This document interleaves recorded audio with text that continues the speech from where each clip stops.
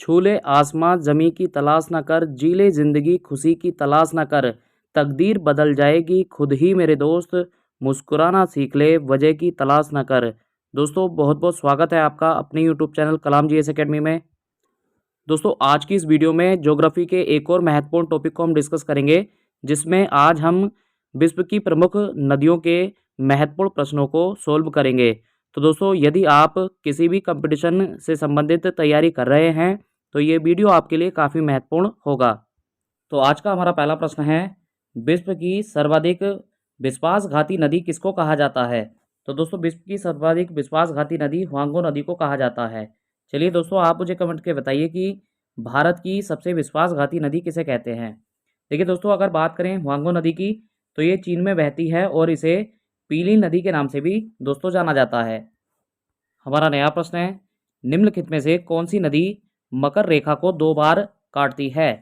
दोस्तों मकर रेखा को 2 बार काटने वाली नदी लिम्पोपो के नाम से पुकारी जाती है। चलिए दोस्तों आप मुझे कमेंट के बताइए कि भूमध्य रेखा और कर्क रेखा को 2 बार काटने वाली नदियां कौन कौन सी हैं। हमारा नया प्रश्न है, किस नदी को यूरोपीय व्यापार की जीवन रेखा कहा जाता है? तो दोस्तों राइन नदी को यूरोपीय व्यापार की जीवन रेखा कहा जाता है।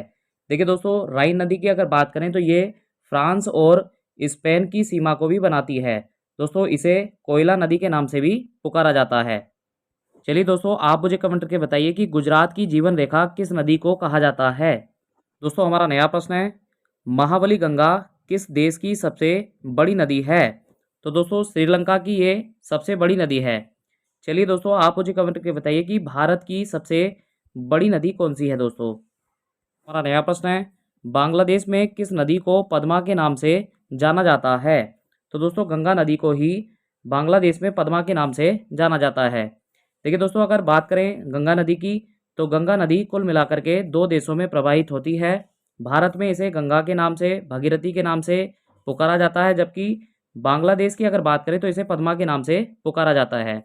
चलिए दोस्तों आप मुझे कमेंट करके बताइए कि ब्रह्मपुत्र नदी को बांग्लादेश में किस नाम से पुकारा जाता है।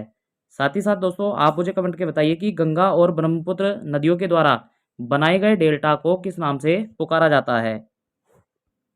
दोस्तों वीडियो में आगे बढ़ने से पहले देखिए जो हमारी पिछली वीडियो विश्व की प्रमुख झीलों के लिए आई थी उस पे अपने सही आंसर देने वाले हमारे विद्यार्थी हैं भुवनेश कुमार, नसीम मलिक, साजिया शेखावत, दीपू कुमार, चंचल पाल, शिवम सैनी, गार्गी दुबे, आकांक्षा रानी, भार्गव चौहान, शीतल चौहान, अंकुश कुमार, अमित कुमार, सौरभ सिंह, शुभम सिंह, दीक्षांत चौहान, बंश कुमार, अजय कुमार, दिव्यांशु कुमार, पवन कुमार, इजरान खान, हिमाल कुमार, कामेश कश्यप, किरण रानी, मानसी शर्मा, मुसर्रत फातिमा, अपेक्षा रानी, प्रिया चौहान, दीपक राजपूत, आशुतोष सागर। दोस्तों जिस तरह से आपके क्वेश्चनों के आंसर आते हैं उस तरह से दोस्तों हमें एक मोटिवेशन मिलता है आगे मेहनत करने के लिए। तो आप लगातार इसी तरह से मेहनत करते रहिए और हमें मोटिवेट करते रहिए दोस्तों, और आपको बेहतर से बेहतर कंटेंट प्रोवाइड कराने का ये वादा हमारा है। तो चलिए दोस्तों बढ़ते हैं अपने नए प्रश्न की ओर।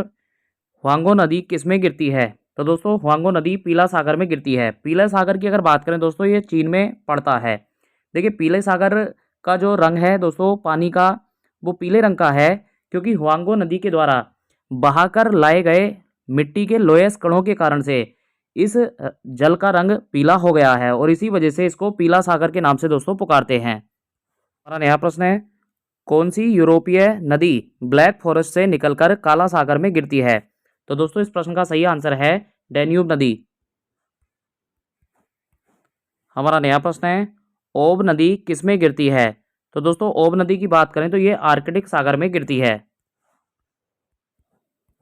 हमारा नया प्रश्न है, किस नदी को चीन का शोक कहा जाता है? तो दोस्तों यांगटी सिसियांग नदी को चीन का शोक कहा जाता है। चलिए दोस्तों आप मुझे कमेंट करके बताइए कि उड़ीसा का शोक और बंगाल का शोक किस नदियों को कहा जाता है? हमारा नया प्रश्न है, जल के आयतन के आधार पर विश्व की सबसे बड़ी नदी कौन सी है?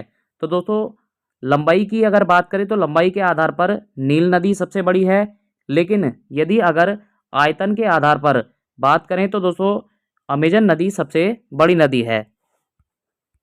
चलिए दोस्तों आप मुझे कमेंट करके बताइए कि जल के आयतन के आधार पर भारत की सबसे बड़ी नदी कौन सी है? हमारा नया प्रश्न है, निम्न में से कौन सी नदी भ्रंश घाटी से होकर बहती है? तो दोस्तों राइन नदी भ्रंश घाटी से होकर के बहती है। हमारा नया प्रश्न है, वोल्गा नदी कहाँ गिरती है? तो दोस्तों ये कैस्पियन सागर में गिरती है। हमारा नया प्रश्न है, निम्नलिखित में से किस नदी का उद्गम भूमध्य रेखा के समीप से होता है? तो दोस्तों इस प्रश्न का सही आंसर है नील नदी। देखिए नील नदी की अगर बात करें तो ये भूमध्य रेखा के समीप से निकलती है। दोस्तों नील नदी की अगर बात करें तो देखिए ये अफ्रीका महाद्वीप में बहती है और ये संसार की सबसे लंबी नदी है। चलिए दोस्तों आप मुझे कमेंट करके बताइए कि नील नदी का उद्गम किस झील से होता है? हमारा नया प्रश्न है, निम्नलिखित नदियों में से कौन सी नदी सबसे लंबी नदी है? तो दोस्तों दिए गए विकल्पों में हमारा सही आंसर है अमेजन नदी। देखिए वैसे संसार की सबसे लंबी नदी नील नदी है और दूसरी सबसे लंबी नदी अमेजन नदी है। दोस्तों यदि अगर अमेजन नदी की बात करें तो ये दक्षिण अमेरिका महाद्वीप में बहती है और अमेजन जंगलों को ही दोस्तों पृथ्वी के फेफड़ों के नाम से भी जाना जाता है। हमारा नया प्रश्न है, उस देश को इंगित करे जहां से ब्रह्मपुत्र नदी नहीं गुजरती है? तो दोस्तों देखिए बांग्लादेश, भारत और चीन तीनों ही देशों से ब्रह्मपुत्र नदी गुजरती है, जबकि म्यांमार से ये नहीं गुजरती है। चलिए दोस्तों आप मुझे कमेंट करके बताइए कि म्यांमार की सबसे बड़ी नदी कौन सी है? हमारा नया प्रश्न है, निम्नलिखित नदियों में से कौन सी विषुवत रेखा को 2 बार पार करती है? तो दोस्तों जायरे नदी ये विषुवत रेखा को 2 बार पार करती है। देखिए दोस्तों यदि अगर हम भूमध्य रेखा की बात करें तो भूमध्य रेखा को 2 बार पार करने वाली नदी जायरे नदी है। इसी तरह से दोस्तों अगर बात करें कर्क रेखा को 2 बार काटने वाली नदी की तो ये भारत की माही नदी है। और यदि इसी तरह से मकर रेखा को 2 बार काटने वाली नदियों की बात करें तो दोस्तों ये लिम्पोपो नदी है।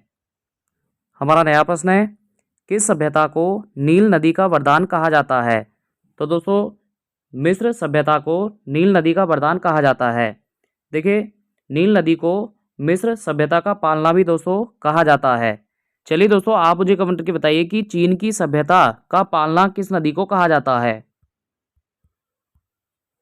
हमारा नया प्रश्न है, यूरोप की कौन सी नदी कोयला नदी के नाम से जानी जाती है?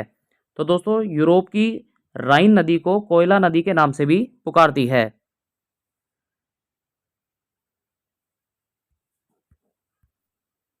दोस्तों सभी महत्वपूर्ण जानकारी प्राप्त करने के लिए और क्वेश्चनों का पीडीएफ प्राप्त करने के लिए आप हमारे टेलीग्राम चैनल कलाम जीएस एकेडमी जसपुर से जुड़ सकते हैं। हमारा नया प्रश्न है, एशिया की निम्नलिखित में से कौन सी नदी दक्षिण को प्रवाहित होती है? तो दोस्तों साल्वी नदी ये दक्षिण को प्रवाहित होती है। दोस्तों इस वीडियो में हमारा अंतिम प्रश्न है, निम्नलिखित में से किस देश में से यूफ्रेटस व टिग्रिस नदियां बहती हैं? तो दोस्तों ये इराक देश में बहती हैं। दोस्तों ये वीडियो आपको कैसा लगा कमेंट करके जरूर बताएं। वीडियो को अंत तक देखने के लिए आप सभी का बहुत बहुत धन्यवाद।